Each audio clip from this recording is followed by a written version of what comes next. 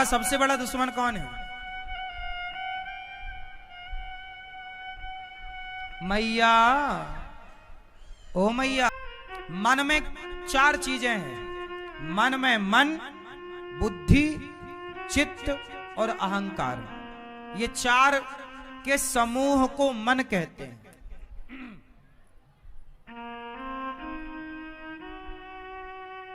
क्या कहते हैं इन्हें? मन। अब ध्यान दीजिएगा, नरक कौन जाता है? यमदूत किसे पकड़ते हैं, आत्मा को या मन को? आप कौन हैं? पूरा खेल किससे है साहब? आपके अंदर यदि आत्मा हो, आपका शरीर भी सुंदर हो, लेकिन आपके अंदर बुद्धि ना हो, मन ना हो, तो फिर आप कैसे होंगे? एक मैया अपने बच्चे को लेकर आई, बोले महाराज जी, ना ये खाता है, ना ये हंसता है, ना ये रोता है, मतलब लुंज पुंज यूं ही। शरीर तो है, आत्मा है, लेकिन उसके भीतर क्या नहीं है? ब्रह्मा रह चुके हैं। ये जो आज गुबरीला कीड़ा गोबर खिसकाता हुआ जा रहा है, ये पिछले किसी जन्म में ये ब्रह्मा जी रह चुके हैं। ये ब्रह्मा बने थे किसी समय में, पर इन्हें उस ब्रह्मा पद का घमंड आ गया कि मेरे बिना तो सृष्टि हो ही नहीं सकती।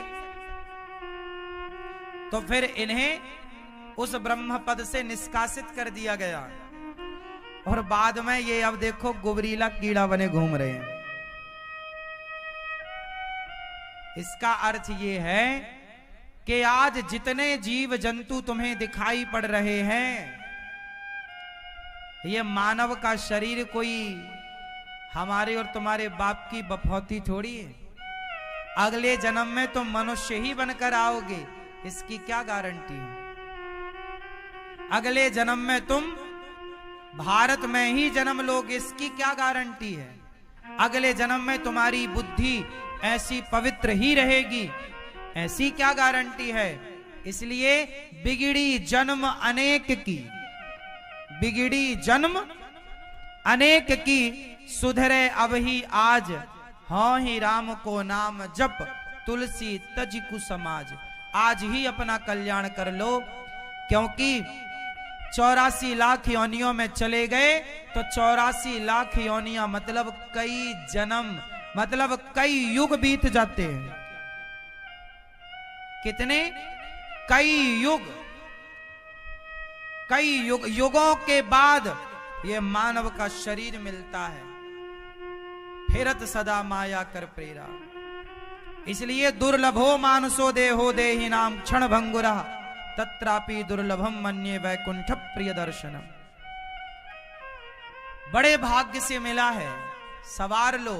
यमराज जी देखते हैं कि तुमने पाप किया तो पाप का दंड भोगने 84 लाख योनियों में, और जो तुमने 1 किलो पुण्य किया है, उस 1 किलो पुण्य के बल पर यमराज जी बोले जाओ, अब तुम्हें मनुष्य बना रहे हैं, जाओ अच्छे कर्म करना ताकि तुम्हारा मोक्ष हो जाए। तो ये मानव का शरीर जो पाए हो, ये पुण्य किया था तो पा गए, नहीं किया होता पुण्य तो नहीं पाते। पा गए हो तो अब मोक्ष पाओ। मानव शरीर पाकर क्या पाना होता है? सवाल आपसे बताओ, मनुष्य के शरीर से क्या इंद्र ने और दधीची ऋषि की हड्डियों का इंद्र ने वज्र बनाया और वृत्तासुर का उद्धार। ये वृत्तासुर पिछले जन्म में चित्रकेतु नाम के राजा थे। कौन से राजा थे? चित्रकेतु। इनकी बहुत पत्नियां थी, पर बेटा एक भी नहीं था। तो संत जी से कहा बेटा चाहिए। संत जी ने कहा तुम्हारे भाग्य में बेटा नहीं है, जिद मत करो। बोले नहीं बेटा चाहिए। तो संत जी ने कहा तुम बेटा तो होगा, परंतु तुम्हें सुख और दुख दोनों देगा।